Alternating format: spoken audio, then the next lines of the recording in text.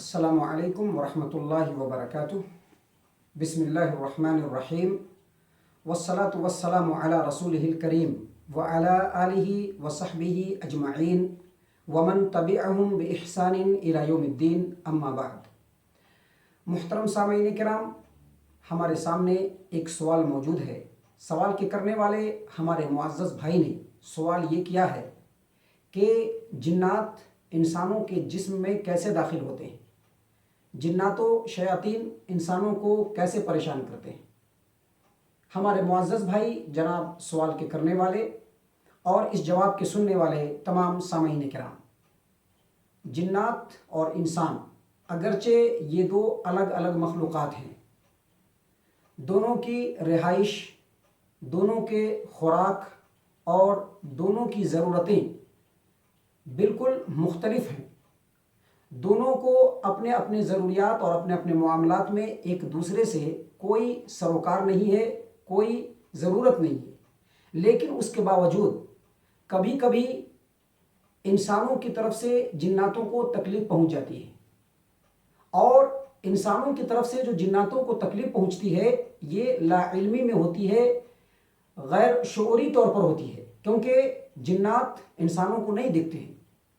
جبکہ کبھی کبھی جناتوں کی طرف سے بھی انسانوں کو تکلیف پہنچتی ہے، اور جنات جو انسان کو تکلیف پہنچاتے ہیں وہ جان بوجھ کر کے پہنچاتے ہیں، کیونکہ جنات انسانوں کو دیکھتے ہیں۔ سورۃ الاعراف، قرآن کریم سورۃ الاعراف آیت نمبر 27 میں اللہ تبارک و تعالیٰ نے واضح طور پر کہا ہے کہ جنات اور اس کے جو چیلے چپاٹے ہیں، جو اس کے لشکر ہیں، وہ انسانوں کو دیکھتے ہیں، جبکہ اس کے مقابلے میں انسان جناتوں کو نہیں دیکھتے ہیں۔ معزز سامعین کرام، جناتوں کی طرف سے انسانوں کو تکلیف پہنچنا، جناتوں کا انسانوں کے جسم میں داخل ہو جانا، یہ شریعت مطہرہ سے ثابت ہے، جیسا کہ صحیح مسلم، امام مسلم نے اپنی صحیح مسلم کتاب السلام باب قتل الحیات وغیرہ حدیث نمبر 2236 کے تحت ہشام بن زہرہ کے آزاد کردہ غلام ابو صائب بیان کرتے ہیں کہ ایک روز میں ابو سعید خدری رضی اللہ عنہ سے ملنے کے لیے ان کے گھر گیا۔ میں جب ان کے گھر پہ پہنچا تو وہ نماز پڑھ رہے تھے۔ میں انتظار کرنے لگا کہ جب نماز کمپلیٹ کر لیں گے تو ان سے ملاقات کر کے جائیں گے۔ اچانک ان کے گھر کے چھت میں، جو کھجور کا چھت تھا، اس میں آہٹ محسوس ہوئی، اور میں نے دیکھا تو وہاں پہ ایک سانپ تھا۔ میں فوراً اچھل کر کے کھڑا ہو گیا کہ اس سانپ کو ماروں گا۔ ابو سعید خدری رضی اللہ عنہ نے اشارے سے منع کیا کہ نہیں رک جاؤ،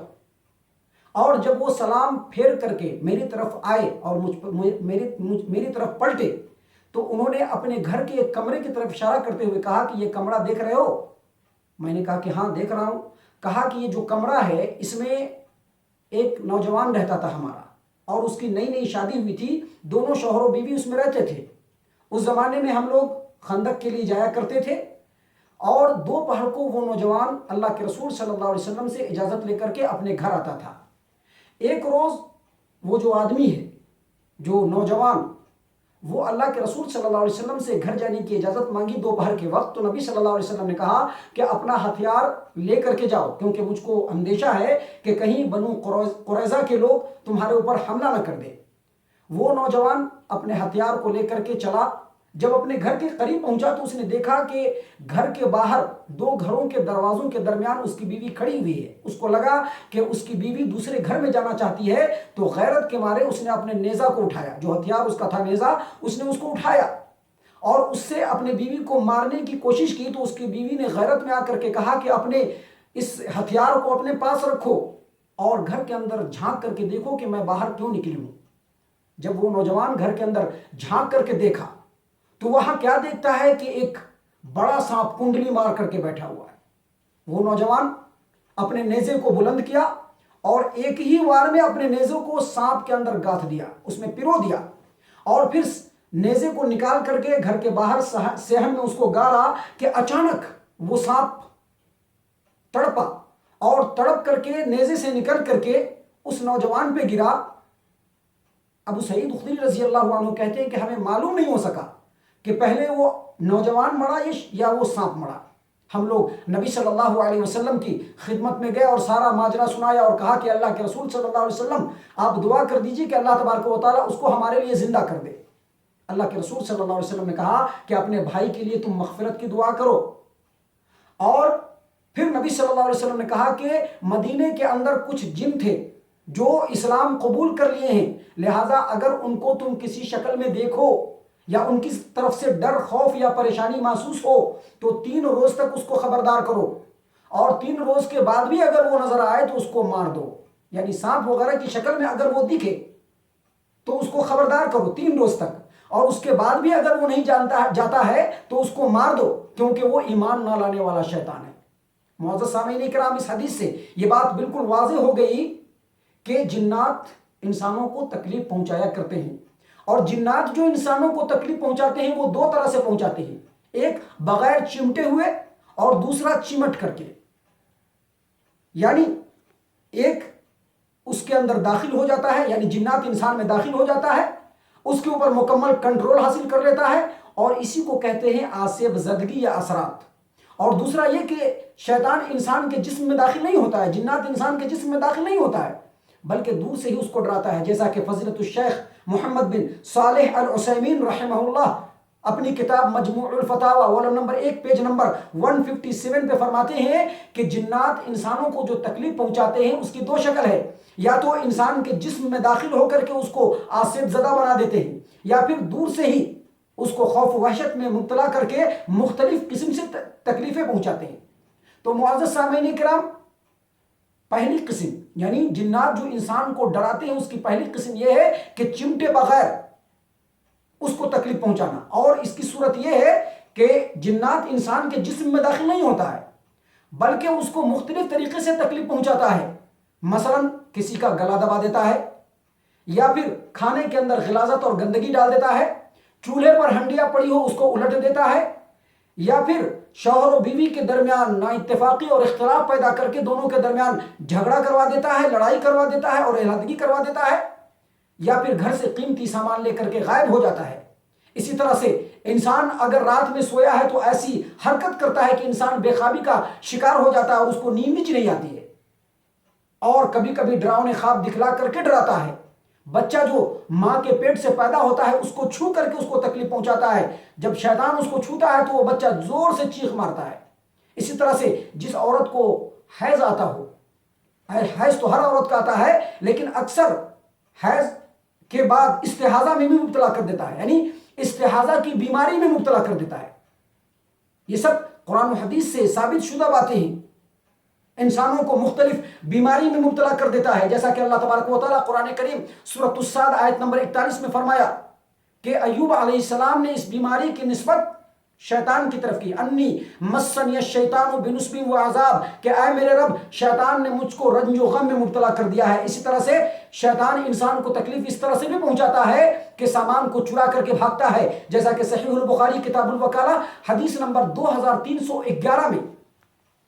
ابو ہریرہ رضی اللہ عنہ کہتے ہیں کہ نبی صلی اللہ علیہ وسلم نے مجھ کو صدقۃ الفطر کے، زکوٰۃ الفطر کے مال پر نگراں اور محافظ بنایا، تو شیطان بار بار آتا تھا، سامان چرا کر کے بھاگتا تھا جنان۔ ایک بار میں نے اس کو پکڑا، دوسری بار پکڑا، تیسری بار پکڑا تو اس نے مجھ کو آیت الکرسی بتلا دیا۔ تو یہ تمام کی تمام جو صورتیں ہیں یہ قرآن و حدیث سے ثابت ہیں، اور بغیر چمٹے ہوئے، بغیر جسم میں داخل ہوئے جنات اس طرح سے انسانوں کو تکلیف پہنچاتا ہے۔ اور دوسری صورت ہے چمٹ کر کے تکلیف پہنچانا، اور وہ کیسے ہوتا ہے؟ وہ اس طرح سے ہوتا ہے کہ جنات انسان کے جسم میں داخل ہو جاتا ہے اور اس کے پورے جسم کے اوپر کنٹرول کر لیتا ہے، اور ایسی صورت میں انسان کا عقل، اس کا شعور کام کرنا چھوڑ دیتا ہے، اس کی زبان سے کیا بول رہا ہے، وہ کیا بات کر رہا ہے، اس کو کچھ بھی محسوس نہیں ہوتا، کچھ بھی شعور نہیں رہتا، یہاں تک کہ کبھی کبھی انسان کے اندر کھڑے ہونے کی بھی صلاحیت نہیں رہتی ہے۔ یہ جو صورت ہے اس کو کہتے ہیں آسیب زدگی، اسی کو کہتے ہیں اثرات، اسی کو کہتے ہیں جن کا چمٹ جانا، جن کا انسان کے جسم میں داخل ہو جانا، یا جن کا انسان کے اوپر سوار ہو جانا، اسی کو کہتے ہیں، اور اس کو عربی میں السر المس کہتے ہیں، اور جس کے اوپر یہ عمل ہوتا ہے اس کو المسروع کہتے ہیں۔ اللہ تبارک و تعالیٰ قرآن کریم سورۃ البقرہ آیت نمبر 275 میں فرماتے ہیں الذین یأکلون الربا لا یقومون الا کما یقوم الذی یتخبطہ الشیطان من المس، یعنی وہ لوگ جو سود کھاتے ہیں قیامت کے دن اس طرح سے اٹھیں گے جیسے شیطان نے اس کو چھو کر کے دیوانہ بنا دیا ہو۔ اس آیت کریمہ میں شیطان نے اس کو چھو کر کے دیوانہ بنا دیا ہو، اس کا مطلب یہی ہے کہ وہ اس کو آصف زدہ بنا دیا ہو۔ یہی وجہ ہے کہ امام ابن کثیر سالار مفسرین حافظ ابن کثیر دمشقی رحمہ اللہ تفسیر ابن کثیر کے اندر اس آیت کریمہ کی تشریح اور تفسیر میں فرماتے ہیں کہ شیطان نے اس کو چھو کر کے دیوانہ بنا دیا، اس کا مطلب یہ ہے کہ سود خور جب قیامت کے دن اپنی قبر سے اٹھے گا تو آصف زدگی کی حالت میں اٹھے گا، اس طرح سے آصف زدہ ہو کر کے اٹھے گا گویا شیطان یا جن اس سے لپٹ کر کے اس کو دیوانہ بنا رکھا ہو۔ امام قرطبی رحمہ اللہ الجامع لاحکام القرآن والم نمبر 3 پیج نمبر 355 پہ لکھتے ہیں کہ یہ آیت کریمہ اس بات کا ثبوت ہے کہ جن شیطان انسان کے جسم میں داخل ہوتے ہیں اس سے چمٹ جاتے ہیں، اس کے جسم میں بالکل خون کی طرح سے گردش کرتے ہیں، اور یہ آیت کریمہ ان لوگوں کے موقف کے غلط ہونے پر دلیل ہے جو یہ نہیں مانتے ہیں کہ جنات انسان کے جسم میں داخل ہوتے ہیں، اس سے چمٹ جاتے ہیں، اس کو بیمار بنا دیتے ہیں، اس کو تکلیف پہنچاتے ہیں، بلکہ وہ لوگ اس کو طبعی مرض سمجھتے ہیں۔ معزز سامعین کرام، اللہ کے رسول صلی اللہ علیہ وسلم کا فرمان ہے، صحیح البخاری کتاب الاعتکاف، باب زیارت المرأۃ زوجہا فی اعتکافہ، حدیث نمبر 2038، اللہ کے رسول صلی اللہ علیہ وسلم نے فرمایا ان الشیطان یجری من الانسان مجری الدم، یعنی شیطان جو ہوتا ہے وہ انسان کے خون، انسان کے جسم میں داخل ہو کر کے اس کے خون کے ساتھ دوڑتا ہے۔ یہاں پر میں اس بات کو واضح کر دوں، آپ کو بتلا دوں کہ جنوں کا انسانوں کے جسم میں داخل ہونا یہ بالکل اسی طرح سے ہے جیسے کوئی چیز کسی چیز کے اندر جذب ہو جائے، کوئی چیز کسی چیز کے اندر جذب ہو جائے۔ مثال کے طور پر بجلی کے تاروں کے اندر کرنٹ کا دوڑنا، یعنی وہ جو کرنٹ ہوتا ہے وہ بجلی کے تار میں گھس کر کے اس کا حصہ بن جاتا ہے۔ پانی کا کپڑوں کے اندر جذب ہو جانا یا میگنیٹک سسٹم کا میگنیٹ کے اندر جذب ہو جانا، یہ بالکل وہی صورتیں ہیں۔ اس کو اور آسانی سے سمجھنے کے لیے، آپ اگر اس کو اور آسانی سے سمجھنا چاہتے ہیں تو آج کل جو ہم لوگ سسٹم کمپیوٹر وغیرہ استعمال کرتے ہیں اس کے اندر پہلی مرتبہ ایک ونڈو انسٹال کرتے ہیں، مثلا ونڈو 7 انسٹال کیا ہم نے، بعد میں اس کو اپ گریڈ کیا، یعنی ونڈو 8 کی طرف اپ گریڈ کیا جب اس کو، تو ونڈو 8 اپ گریڈ کرنے کے بعد وہ ونڈو 7 کے اندر جذب کر جاتا ہے۔ اس کا مطلب یہ نہیں کہ ونڈو 7 نکل گیا، بلکہ ونڈو 7 ہے، اور جب ہم نے اس کو ونڈوز 8 میں اپ گریڈ کیا تو دونوں ونڈو ایک دوسرے میں جذب ہو گیا، ایک دوسرے سے مل گیا اور پورا ونڈوز 8 بن گیا۔ اس کو آپ اس طرح سے اور سمجھے کہ کوئی ایک اپلیکیشن ہے جس کو آپ سسٹم میں انسٹال کرنا چاہتے ہیں، آپ نے انسٹال کر دیا، اب اس کا نیا ورژن آیا، جب آپ نے اس کو ڈاؤن لوڈ کر کے انسٹال کیا تو دونوں ایک دوسرے کے اندر جذب ہو گیا۔ بالکل اسی طرح سے جنات انسان کے جسم میں داخل ہو کر کے اس کے جسم کا حصہ بن جاتا ہے اور خون کے اندر دوڑنا شروع کر دیتا ہے۔ معزز سامعین کرام، اہل علم کا کہنا ہے کہ جب جنات انسانوں کے جسم میں داخل ہوتا ہے تو داخل ہونے کے بعد سب سے پہلے وہ دماغ کا رخ کرتا ہے، کیونکہ جب وہ دماغ پر کنٹرول کر لے گا، کیونکہ دماغ کا رخ کر کے وہیں پہ رہ جاتا ہے، اور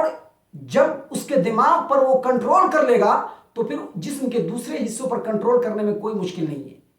اللہ کے رسول صلی اللہ علیہ وسلم کا فرمان ہے، صحیح مسلم کتاب الزہد والرقاق، حدیث نمبر 2995، ابو سعید خدری رضی اللہ عنہ بیان کرتے ہیں کہ نبی صلی اللہ علیہ وسلم نے فرمایا اذا تثاءب احدکم فلیمسک بیدہ علی فیہ فإن الشیطان یدخل، کہ جب تم میں سے کوئی جمائی لیتا ہے، ہاں کرتے ہیں نا، جب تم میں سے کوئی جمائی لیتا ہے تو اس کو چاہیے کہ اپنے ہاتھ کو منہ پر رکھ کر کے اپنے جمائی کو روکے، کیونکہ اگر وہ ایسا نہیں کرے گا فإن الشیطان یدخل، تو شیطان اس کے جسم کے اندر داخل ہو جائے گا۔ حافظ ابن حجر الاسقلانی رحمہ اللہ فتح الباری والم نمبر 10 پیج نمبر 612 پہ، اور امام مناوی فیض القدیر والم نمبر 1 پیج نمبر 404 پہ، اور فضیلت الشیخ عبد المحسن العباد اپنی کتاب شرح سنن ابی داؤد والم نمبر 28 والم نمبر 28 پیج نمبر 437 پہ یہ تینوں اہل علم محدثین لکھتے ہیں کہ شیطان، اللہ کے رسول صلی اللہ علیہ وسلم کا فرمانا کہ شیطان انسان کے منہ میں داخل ہو جاتا ہے، یہ حقیقی طور پر داخل ہوتا ہے، یعنی منہ کے ذریعے سے اس کے جسم میں حقیقی طور پر داخل ہو جاتا ہے۔ اس کی صورت یہ ہے کہ جب انسان ذکر کرتا رہتا ہے تو شیطان کو اس کے اوپر قوت نہیں ہوتی ہے، لیکن جب وہ جمائی لیتا ہے تو اس درمیان میں ذکر کا سلسلہ ٹوٹ جاتا ہے، اور اس وقت اگر وہ اپنے منہ پر ہاتھ نہیں رکھا تو شیطان اس کے اوپر قابو پا لیتا ہے اور اس کے منہ کے ذریعے سے اس کے جسم میں داخل ہو جاتا ہے۔ معزز سامعین کرام، اس تعلق سے ایک حدیث میں آپ کے سامنے پیش کر دوں، جس کو امام ابن ماجہ رحمہ اللہ اپنے سنن ابن ماجہ ابواب الطب حدیث نمبر 3540 پر 8 3548 3548 نمبر کی حدیث سنن ابن ماجہ کی، عثمان بن ابی العاص کہتے ہیں کہ جب نبی صلی اللہ علیہ وسلم نے، عثمان بن ابی العاص رضی اللہ عنہ وہ کہتے ہیں کہ جب نبی صلی اللہ علیہ وسلم نے مجھ کو طائف کا گورنر بنا کر کے طائف بھیجا تو جب میں وہاں نماز پڑھا کرتا تھا تو مجھ کو ایسا لگتا تھا کہ کوئی چیز میرے سامنے سے گزر رہی ہے، اور جب وہ چیز گزر جاتی تو میرا شعور ختم ہو جاتا، مجھ کو معلوم ہی نہیں ہوتا کہ میں نے کیا پڑھا ہے۔ جب یہ بات ہونے لگی تو میں وہاں سے سفر کے لیے تیار ہوا، نبی صلی اللہ علیہ وسلم کے پاس آیا۔ جب میں نبی صلی اللہ علیہ وسلم کے پاس آیا تو نبی صلی اللہ علیہ وسلم نے کہا ابو العاص کے بیٹے ہو؟ کہا کہ جی رسول اکرم صلی اللہ علیہ وسلم۔ کہا کیوں آئے ہو؟ کہا کہ اللہ کے رسول صلی اللہ علیہ وسلم جب میں نماز میں ہوتا ہوں تو مجھ کو ایسا معاملہ ہوتا ہے، ایسا لگتا ہے کہ کوئی چیز میرے سامنے سے گزر رہا ہے، اور اس کے بعد مجھ کو کچھ بھی یاد نہیں رہتا ہے کہ میں نے کیا پڑھا کیا نہیں پڑھا۔ اللہ کے رسول صلی اللہ علیہ وسلم نے کہا کہ یہ شیطان ہے جو تیرے اندر گھس گیا ہے، تو میرے پاس آؤ۔ میں نبی صلی اللہ علیہ وسلم کے پاس گیا، پنجوں کے بل بیٹھ گیا۔ اللہ کے رسول صلی اللہ علیہ وسلم نے اپنے ہاتھ مبارک سے میرے سینے پر مارا اور دم کر کے، رقیہ کر کر کے میرے منہ پر دم کیا، پھونکا، اور اس کے بعد کہا اخرج عدو اللہ، اے اللہ کا دشمن باہر نکل۔ 3 مرتبہ نبی صلی اللہ علیہ وسلم نے ایسا کہا، اور اس کے بعد کہا کہ جا اپنی ذمہ داری تو ادا کر۔ اس کے بعد جب میں آیا تو میرے ساتھ کبھی بھی یہ معاملہ نہیں ہوا۔ ان تمام باتوں سے پتہ چلا کہ انسان کے جسم میں جنات داخل ہو جاتے ہیں، اور وہ اس طرح سے داخل ہوتے ہیں، اور داخل ہو کر کے اس کے جسم کے اوپر، اس کے دماغ کے اوپر کنٹرول کر لیتے ہیں، اور اس کے بعد انسان بالکل بے شعوری کے عالم میں ہو جاتا ہے، بالکل دیوانہ اور مجنون ہو جاتا ہے، اس کو کچھ بھی پتہ نہیں چلتا ہے، اور بسا اوقات اس کے اندر کھڑے ہونے کی بھی صلاحیت نہیں ہوتی ہے۔ معزز سامعین اکرام، انشاءاللہ اپنے کسی بیان میں آپ کو بتلاؤں گا کہ شیطان کیوں انسان کو پریشان کرتا ہے اور اس سے چھٹکارا پانے کا طریقہ کیا ہے۔ ابھی میں صرف اتنا بتلا دوں کہ جب تک انسان اللہ اور اس کے رسول کی مکمل فرما برداری کرتا رہے گا، ذکر و اذکار میں مشغول رہے گا، شیطان اس کے اوپر کنٹرول حاصل نہیں کر سکے گا۔ اللہ تبارک و تعالی ہم تمام کو نیک توفیق عنایت فرمائے، آمین یا رب العالمین، وما علینا الا البلاغ المبین۔